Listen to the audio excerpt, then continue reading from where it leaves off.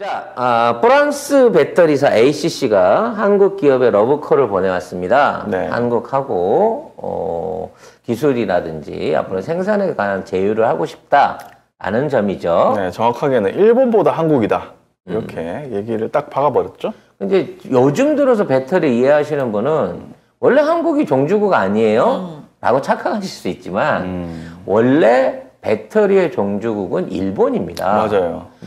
세계 최초 리튬이온 배터리를 30년 전에 개발해갖고 전 세계 이른바 가전제품 안에 들어가는 배터리 시장을 독점했던 게 일본이고요. 그거를 이제 기술을 해외에 판매하고 부품을 팔아가지고 어마어마하게 돈을 벌던 게 일본이었습니다. 그래서 예전에 제가 생각해보면 대학생 때? 그때 막 그 기업에 있는 사람들 얘기를 들었을 때는 배터리가 일본에 못 따라가서 우리가 너무 힘들다. 전자사업 하기가. 그래서 그 당시에 그랬거든요. 이제 우리가 애니콜 같은 거 이거 나왔을 때 일본이 배터리 안 해줘갖고 자체적으로 만들다가 배터리가 부풀거나 열나거나 뭐 화재 나거나 이런 일들이 많았단 말이에요. 그러니까 사실 우리가 배터리에 본격적으로 뛰어들기 시작한 건 한 10여 년밖에 안 됐어요. 그 이전에는 일본이 사실상 전 세계를 제패하고 있었거든. 맞습니다. 그리고 기술 관련된 특허라든지 이런 것들도 일본이 제일 많긴 한데 이것들은 30년 전에 개발한 리튬 이온 배터리 좀 30년을 점을 쪄먹고 있는 거예요. 소리, 예. 그러니까 그 당시에 차세대 배터리로 전고체 배터리가 나올 것이다라고 하는 기술도 일본이 원래 개발을 했어요. 근데 그걸 안 쓰고 뭐 어차피 리튬이온 배터리도 잘 팔리는데 뭐 그래서 30년대 똑같은 걸 하다가 성능의 개선이라든지 품질의 개선을 못 이뤄낸 거고 이걸 대한민국이 중국하고 같이 규모의 경제에서는 중국이 이겼고 그다음에 기술 쪽에서는 한국이 이겨내기 시작하면서 지금 이 배터리 산업 자체가 역전된 거죠. 자, 이러한 역전 과정에 숨어있는 기업 비화는 뭐냐면 중국에 진출했던 일본 기업이 중국 내수 시장을 노리고 중국 안에다가 배터리 공장을 세운 거예요. 그리고 그 기술이 새 나온 겁니다. 네. 중국에 가면 안 새 나갈 수가 없어. 나올 수가 없어. 다 새 나가. 뭐 산녀나 뭐 이런 그 소니나 이런 데서 공장을 차리잖아요. 그럼 바로 거기서 일하던 애들이 기술 배우고 나면 바로 옆 공장으로 취업을 합니다. 그래서 중국제 배터리 공장을 차리는 거예요. 그러던 과정에 어부지리로 우리도 기술을 상당히 많이 습득을 한 거죠. 그러니까 중국이 돈 벌겠다고 일본 기술을 빼돌려서 전 세계에 그냥 상용화해버린 거예요. 그러니까 문제는 중국은 일본한테서 빼낸 기술로 일본 품질 정도밖에 못 만들었지만 우리는 그걸 계산해 놨다는 거죠. 지난번에 저 한번 설명드린 적 있죠? 배터리 분리막 제조할 때 걔네들은 계속 수제비만 뜨는데 우리는 롤로 미는 칼국수 미는 방식을 이용해가지고 기술적 격차와 특허 분쟁을 뛰어넘었다는 거거든요. 근데 이제 이게 이제 30년 차 돼 오면서 이제 어려워지니까 일본이 그러면 오리지널 전고체 배터리를 가지고 차세대 시장을 우리가 열겠어. 도요타가 앞으로 2025년까지 몇 년 안 남았어요. 12종 이상의 전고체 배터리를 탑재한 신형 최신형 전기차를 출시를 해가지고 다시 한번 한국의 코를 납작 꺾어 놓겠어. 라고 얘기를 하고 있는 상황인 거죠. 문제는 뭐냐? 기존에 있는 리튬이온 배터리가 화재 위험이 높고 충전 속도가 오래 걸리고 그로 인해서 효율성이 떨어진다. 장거리를 못 간다. 이런 단점들을 갖고 있었어요. 그래서 전고체로 갈아타려고 한 겁니다. 근데 이 전고체 배터리 너무 비싸. 아직 대중화가 안 됐기 때문에 그 안에 들어가는 전해액이라든지 기초 소재들이 너무 비싸서 기존에 있는 배터리 가격의 최소 10배 이상을 줘야 이걸 할 수가 있어요. 근데 이걸 탑재했을 때 얻어질 수 있는 물리적 이익. 그러니까 500km 갈 게 600km 가는 정도예요. 500km 갈 게 1000km를 간다. 그러면 전고체 배터리를 쓰겠는데 이게 얻어지는 수익이 그렇게 좋지가 않아. 왜? 리튬이온 배터리가 개선되면서 성능이 계속 올라가고 있는 거야. 점점 더 충전 속도 많아지고 충전량 많아지고 안전성이 개선이 되다 보니까 가격이 안 맞는 전고체 배터리로 무리하게 갈아탈 이유가 없어진 거예요. 아니 좀 싸게 저렴하게 해갖고 조금 덜 달리면 되지 뭐. 500km 가면 됐지. 굳이 600km를 가기 위해서 배터리 값을 10배씩 쓸 일이 있나? 이런 식으로 바뀌어가는 겁니다. 그런데다가 이제 배터리를 충전하게 되는 시스템 자체를 야, 이렇게 되면 태양열이나 아니면 수소 같은 것들을 장착을 해갖고 기존에는 리튬 이온 배터리하고 수소 엔진을 결합한 하이브리드형을 만들자. 지금 하이브리드 휘발유형 승용차 나오듯이 똑같은 방식으로 전기와 수소 연료 기관을 합친 하이브리드를 만들자라는 제안이 나오고 있어요. 연료 전지 같은 방식을 통해 가지고 앞으로 충전이 아닌 수소를 충전해 갖고 그 안에 연료 전지 발전을 한 수소차와 전기차의 중간 단계로 가자라는 얘기가 나오면서 일본이 야심차게 준비해놨던 전고체 배터리가 영영 사장될지도 모른다라는 상황을 맞고 있는 거죠. 결과적으로 프랑스는 눈치를 챈 거예요. 일본이랑 손 잡아봐야 네. 왜냐면 프랑스하고 일본 또 특별한 관계 아닙니까? 아시아와 이 유럽의 생양아치들 아니겠어요? 주변 국가들한테 미움받는. 그렇게 특별한 관계. 네. 그래서 이 왕따끼리 서로 굉장히 친해요. 네. 그런 관계가 있었는데. 그렇게까지? 그런데 요거를 그래서 이제 르노가 저기 일본이랑 합작을 했던 거야. 르노 닛산. 르노 닛산이 괜히 그게 연결된 게 아니에요. 그나마 믿을만 하니까 현대보단 닛산이 낫겠지 그런 거고, 그런 닛산을 뒤통수를 깐 거고. 그렇죠. 결과적으로 이제 배신자들끼리 모여서 그동안 쭉 사업을 해봤는데, 완전히 갈라섰죠. 그렇지. 이제 앞으로 국제 시장, 국제 외교 무대를 비롯한 경제 무대 안에서 일본은 믿을 만한 파트너가 못 되는구나라고 네. 프랑스가 선언한 게 아닌가라는 생각을 네. 해보게 됩니다. 이 ACC의 페르노 CEO가 배터리 강자들이 아시아에 있는데 일본과의 협력도 고려하고 있지만 산업적인 측면에서 한국이 좀 더 희망적인 국가다 이렇게 얘기를 하면서 양국이 기술과 경험, 역량을 결합할 수 있기를 희망한다. 그리고 인적 자원이 풍부하니까 한국에 엔지니어, 박사 이렇게 풍부하니까 프랑스 인재를 좀 필요로 하니까 보내달라 이런 얘기도 했고, 신뢰가 높은 게 한국 파트너들의 특징이다. 가치와 문화 공유해서 나눌 것이 많은 국가다 이렇게 얘기를 했습니다.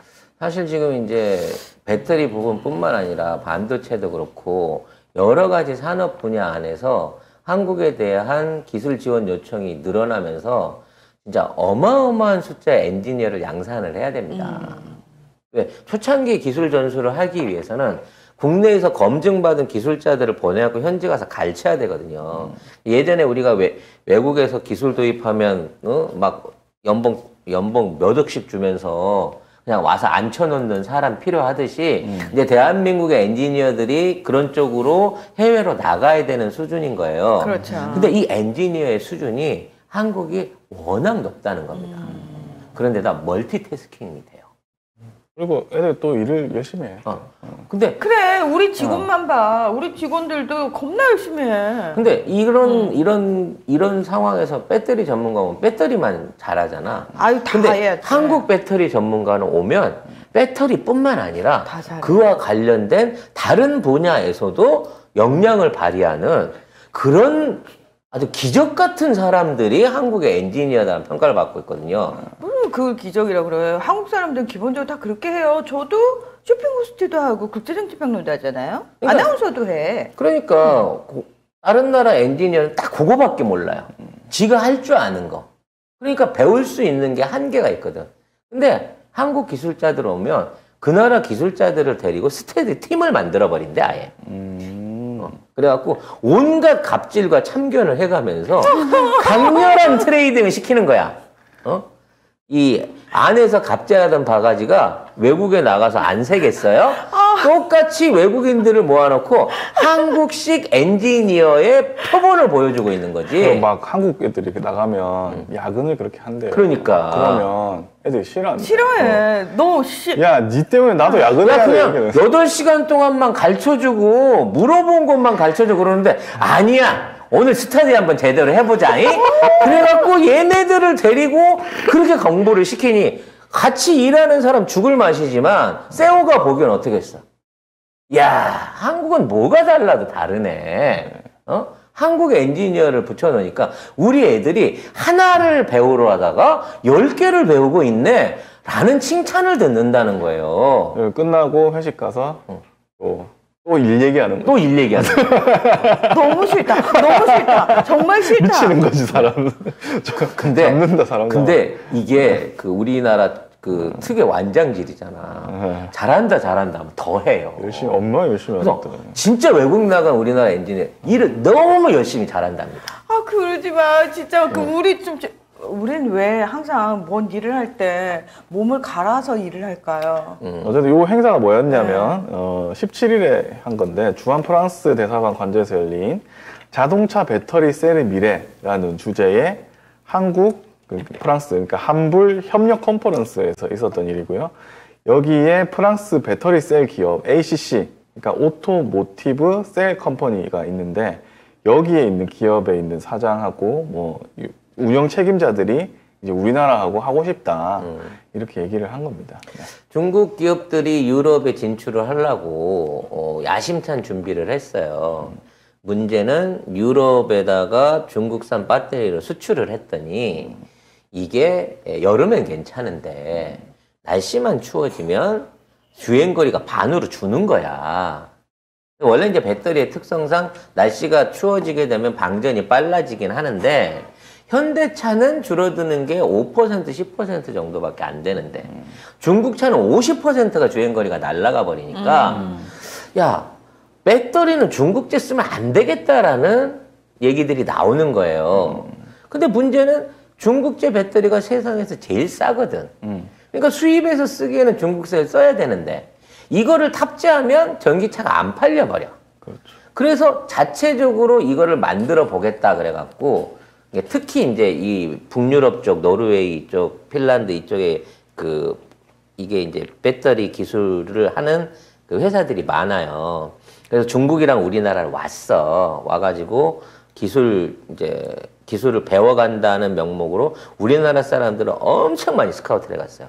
노스볼트라는 회사가 있는데 이게 대표적으로 중국 기업이 돈을 대주고 그 돈으로 갖고 유럽의 배터리 공장을 차려가지고 이제 유럽의 배터리를 집중적으로 생산하겠다고 하는 야심찬 계획을 발표했던 데야.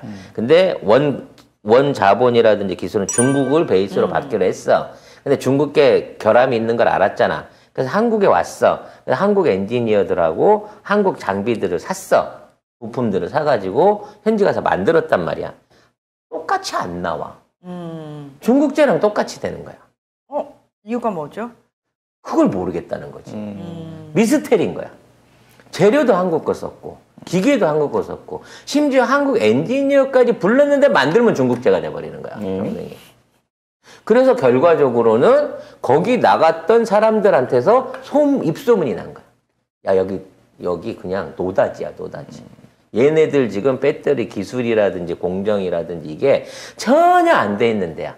빨리빨리 들어와. 그 소문을 듣고 한국에 있는 배터리 기업들이 폴란드를 비롯해 체코 뭐 이쪽, 헝가리 이쪽에다가 집중적으로 지금 공장들을 세우고 있는 거야. 왜? 거기가 인건비가 싸니까.